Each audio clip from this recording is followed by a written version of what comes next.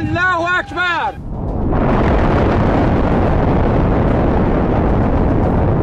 দীর্ঘ 1 মাসেরও বেশি সময় ধরে সংঘটিত হওয়া ইরান যুক্তরাষ্ট্র যুদ্ধের ধারাবাহিকতায় যেন অবশেষে কিছুটা শান্তির পরশ লাগলো। ধ্বংসাবলীর সব প্রস্তুতি সম্পন্ন হয়েও শেষ পর্যন্ত স্থগিত হলো ইরানের উপর মার্কিন হামলা। পাকিস্তানের প্রধানমন্ত্রী শাহবাজ শরীফ ও সেনাপ্রধান জেনারেল আসিম মুনিরের বিশেষ মধ্যস্থতায় যুদ্ধের পথ থেকে সরে এসে আলোচনার টেবিলে বসতে রাজি হয়েছেন মার্কিন প্রেসিডেন্ট ডোনাল্ড ট্রাম্প। আপাতত 2 সপ্তাহের জন্য এই স্থগিতাদেশ কার্যকর থাকবে। শুক্রবার পাকিস্তানের রাজধানী ইসলামাবাদে 2 দেশের প্রতিনিধিরা এক হাই ভোল্টেজ বৈঠকে বসবেন বলে জানা গেছে।